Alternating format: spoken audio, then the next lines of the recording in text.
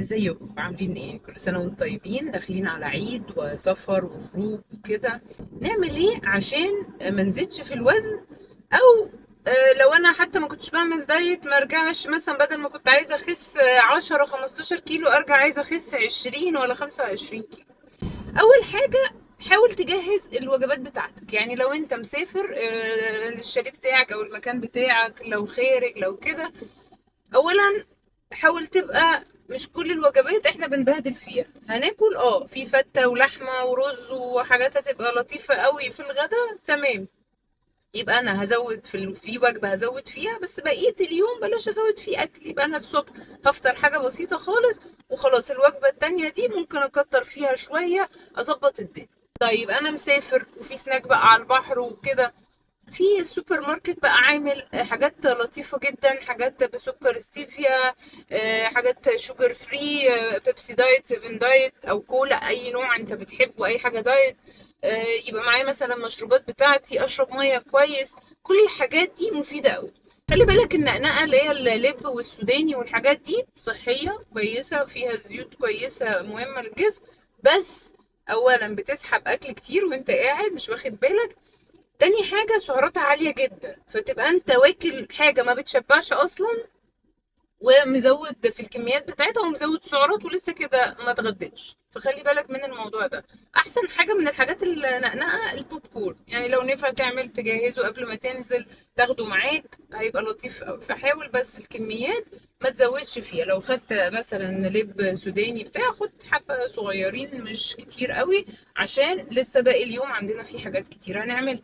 ممكن بقى وانت على البحر لو عايز بقى ايس كوفي، حاول بس ما يبقاش فيها عليه حاجات كتير، لانه الحاجات كتير الفرابي والحاجات دي بتبقى الكالوري فيها عالية قوي. مزودين سكر، مزودين الصوصات اللي عليها، كل الحاجات دي بتبقى الكالوري فيها عالية جدا. ممكن نستغل فترة السفر او الخروج او البحر ان احنا ادي رياضة انا بعملها، بتمشى بروح باجي، بروح للشاليه برجع من الشاليه، بروح اجيب حاجة برجع.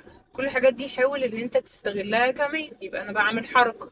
يبقى انا ممكن هاكل كويس وهتبسط، مش هحرم نفسي، بس كمان مش عايزة ازيد في الوزن عشان مرجعش زيادة جامد اوي. المية قلت لك حاجة مهمة قوي. حاول تظبط نومك وحاول تستغل وقت الأجازة دي إن أنت هتبقى ريلاكس. كلنا في الوقت العادي بتاعنا بنجري، يعني أنا في فيديوهات ما بلحقش أعملها في مكتب ولا في العيادة أو كده، بعملها لكم وأنا على الطريق، وأنا رايحة أجيب ولادي، وأنا رايحة أشتري حاجات، عشان مش لاحقة أعملها. ليه؟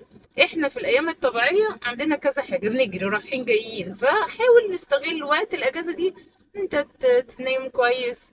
حاول تظبط نومك، يبقى مثلا من بالليل كده 11 12 تصحى بدري، مثلا تاخد كفايتك من النوم وتصحى بدري تريلاكس كده وقت الظهر. حاول.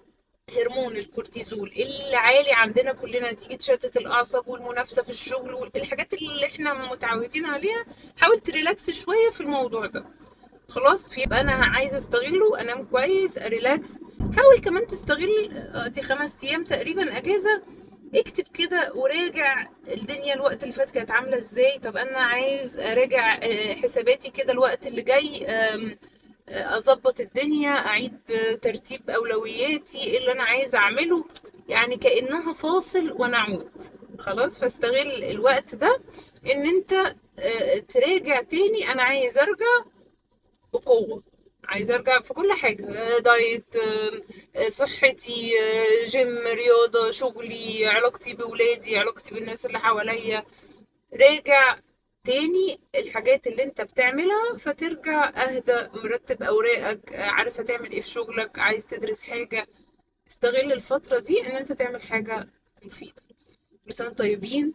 اتبسطوا، افرحوا، استمتعوا. بلاش كل استمتاعنا يبقى بالأكل بس، ناكل بس، نخلي بالنا أولا من الكميات، ونتصرف بس بذكاء شوية. انه في حاجات الكالوري فيها عالية قوي بلاش اقوم مدخلها ومش بتشبعني ولسه هحتاج اتغدى، فايه يعني.